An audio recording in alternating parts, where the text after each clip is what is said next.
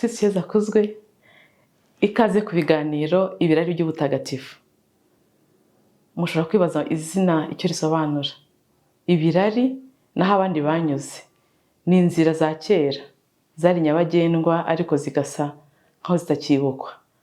Ibirari rero by'abatagatifu tuzavugamo abatagatifu ba kera, ariko tuzavugamo n'abavuba ahangaha, ndetse tunarebe n'abataragirwa abatagatifu ariko bafite ibikorwa Kiliziya ireberaho uyu munsi, ku buryo twabagira abo twita kuri mu mvugo yabo ngo ni role model.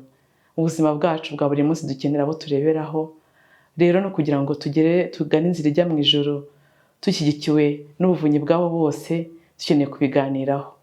Icyatumye ntekereza ibiganiro ni uko kenshi njye nakuze mu mikurire yanjye, ibyo nibaza kuri Kiliziya Gatolika byose nagiye mbisobanurirwa no gusoma ubuzima bw'abatagatifu. Nabo ni abanyabyaha bababariwe nkawe. Twese niyo nzira duhamagariwe. Twaremewe ibintu bihambaye bavandi, twaremewe kwicarana n'Imana, tukaba muri yo, ikaba muri twe, kandi bigatangira hano ku isi. Ibyo rero umuntu amaze kubimenya, asanga n'urwo rugendo atarwikorana wenyine. Ndumva nifuza ko twakora n'urwo rugendo turi benshi, twese tukagana Imana twahamagariwe.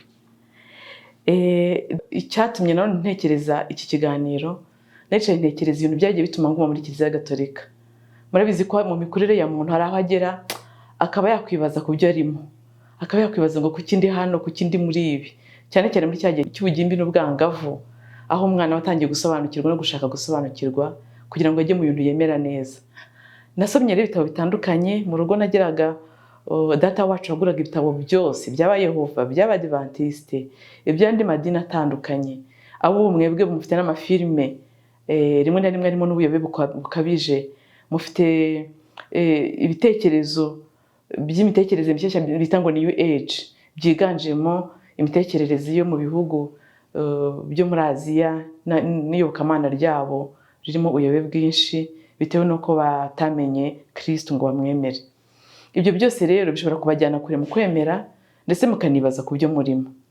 Nanjye narahanyuze, n'abandi barahanyuze, n'abandi bazahanyura, ariko ibyiza no kugira ngo wibuke ko hari abo wareberaho muri uko kujijinganya no gushidikanya. Dufashwa no kurebera ku bandi babinyuzemo kandi bakabitsinda. Rero kubera iki byangaruye, kubera iki gusoma ubuzima bw'abatagatifu byangaruye, muri icyo gihe nibazaga kuri ibyo by'uko nemera. Murabizi ko Kiliziya Gatolika bayirega amashusho, gusenga amashusho, gusenga ku isabato yahinduwe icyumweru, n'ibindi n'ibindi. Naribajije ngo ariko ko nzi ko nabazaga abantu bakuru impamvu twizihiza ngo bazina mutagatifu, tukarya bombo, tukifata neza, bakambwira ko ari abantu bageze mu ijuru imbere yacu, kandi ko bafite ibihamya bifatika ko Kiliziya ijya kukugira umutagatifu iba ifite ibimenyetso bifatika byo kugira ngo koko bigaragaze ko amasengesho yakunyujijweho, ibitangaza byakoretse bigaragaza ko kuri mu ijuru. Uko hakaba nta rindi dini nzirigera ryizihiza abatagatifu.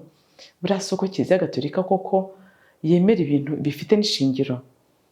Rero nagaruwe no gusoma ubuzima bw'abatagatifu, hanyuma ibyo nibazaga nsanga bifite ibisubizo byose mu buzima bwabo.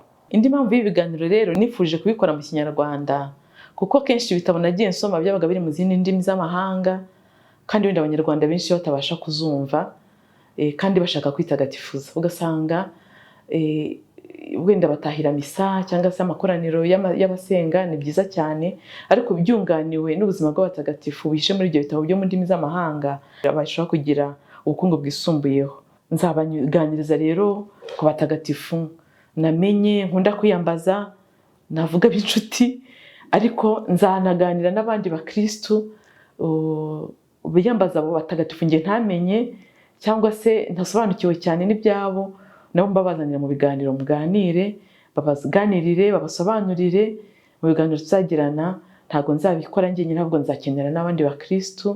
Nawe niba wumva hari inkuru y'umutagatifu wumva wifuza gusangira nanjye, ubona twabonana tukabiganiraho, hanyuma ukazaza nawe ugatanga ikiganiro nk'iki ngiki.